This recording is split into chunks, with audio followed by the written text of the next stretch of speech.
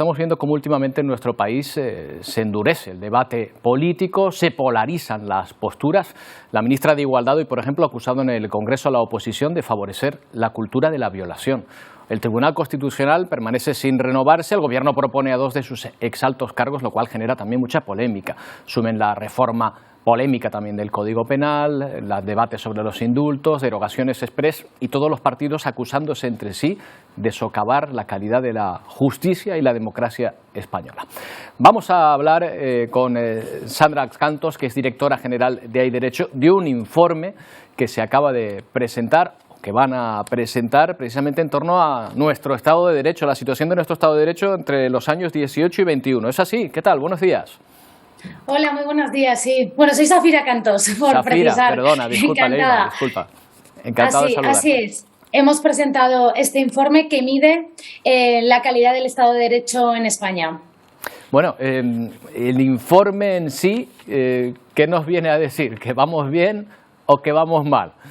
Pues nos viene a decir que ya veníamos sufriendo un deterioro del funcionamiento institucional y, por tanto, pues de lo que vienen a ser las garantías del Estado de Derecho, que en definitiva repercuten en las garantías de la democracia, y que lo que ha ocurrido del año 2018 a esta parte es que se ha acelerado ese deterioro del Estado de Derecho que ya venía, como señalamos en el propio informe, ya venía produciéndose antes, y además lo intentamos hacer dentro de este ambiente que referías de polarización, pues con una base objetiva, porque muchas veces lo que está ocurriendo es que se producen afirmaciones muy gruesas que se utilizan de arma arrojadiza en una dirección y en otra, sea cual sea la ideología de quien la use, y creo que los ciudadanos en Hay Derecho lo que consideramos es que tanto los ciudadanos como quienes os dedicáis a la comunicación, las autoridades, etcétera, necesitaban tener una base de análisis objetivo, con indicadores cuantitativos y cualitativos, pero que, aclaren, opinamos esto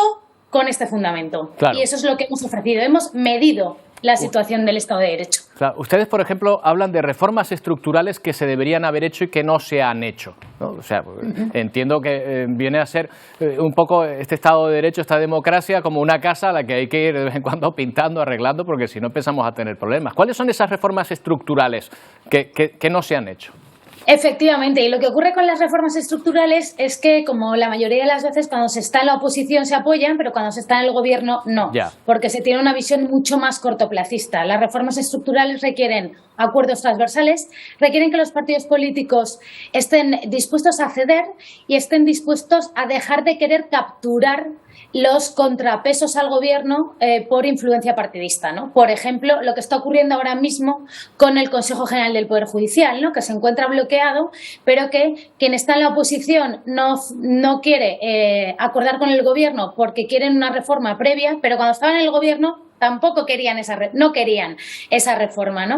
Y por su parte, pues quienes están ahora en el gobierno no quieren renunciar mediante una reforma a pues la influencia desde el punto de vista del gobierno y desde el punto de vista de los partidos del gobierno que podrían tener a la hora de nombrar los miembros del Consejo General del Poder Judicial, ¿no? Lo mismo también en relación con otros organismos que deben controlar al poder, y podemos estar hablando pues desde pues lo que viene a ser, por ejemplo, el Tribunal Constitucional, que está ocurriendo ahora mismo, ¿no? Que estamos viendo que se proponen nombramientos del Tribunal Constitucional que ya no es una cuestión de que emanen del gobierno, ¿no? Que para eso está previsto en la ley, que haya algunos miembros del Tribunal Constitucional que lo sean a propuesta del gobierno, sino qué tipo de personas se proponen, ¿no? O sea, se está proponiendo, por ejemplo, alguien que ha sido en esta misma legislatura miembro del gobierno, cuando el Tribunal Constitucional, entre otras cosas, tiene que velar porque tanto la legislación como la actuación del Ejecutivo pues se ajuste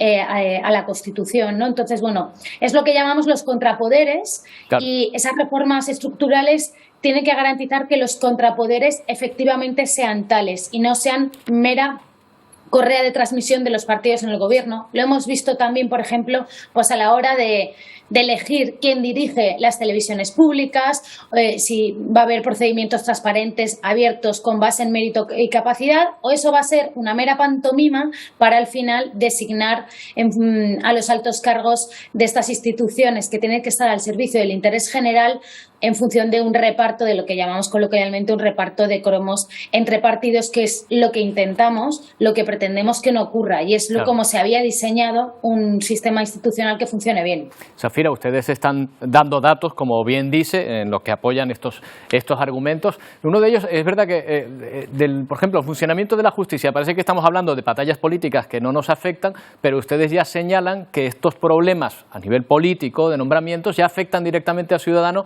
por ejemplo, en la ejecución de sentencias o en la ejecución de la justicia en sí para el ciudadano. Es decir, que se está empobreciendo la capacidad de la justicia para lo que está, ¿no? Efectivamente, y ahí lo vemos claramente en dos planos. Por un lado, lo que referíamos que la gente está oyendo tanto, ¿no?, del Consejo General del Poder Judicial, esto está repercutiendo en el nombramiento de magistrados del Tribunal Supremo o también de algunos magistrados en los Tribunales Superiores de Justicia o la Audiencia Nacional, ¿no? Y al final esto, como el propio Consejo General del Poder Judicial ha reconocido, está significando que el Tribunal Supremo dicte 1.000 sentencias menos al año. Y luego, de otro lado, cuando hablamos de reformas estructurales, se acusa el retraso, la demora que hay en el señalamiento de juicios, de vistas, ¿no? Los ciudadanos ahora se están encontrando con asuntos que les ponen fecha para el año 2025, 2026, incluso 2027, ¿no? Lo cual verdaderamente es una absoluta anomalía y una indecencia, ¿no?, desde el punto de vista del derecho de acceso al servicio público de justicia. Pero, sin embargo, esto requiere profundas reformas, que no solamente es aumentar el presupuesto, porque a nivel de gasto España está, digamos, que en la media o por encima de la media del entorno europeo, mejorable desde luego, hace falta mayor presupuesto en justicia, pero sobre todo es cómo se gasta, ¿no? Porque lo que sí que está España es muy por debajo de la media europea, unos 11 jueces cada 100.000 habitantes respecto de 17. Y también en otros asuntos como puede ser, por ejemplo, la capacidad de medios materiales o tecnología en la administración de justicia. Y esto se traduce también en la ejecución de las sentencias. Hay países europeos que tienen una media, los que más aplican tecnología, de 8 días de media en la ejecución de sentencias. En España nos vamos entre 6-12 meses, en el mejor de en muchos casos, pero es que lo peor es que hay muchas sentencias que obtienen los ciudadanos favorables que no llegan a poder ejecutarse nunca. Claro, ya dicen que, bueno, ya aparte de eso, ya dicen que la justicia lenta no es justicia, pues imaginemos si al final no se llega a ejecutar nunca.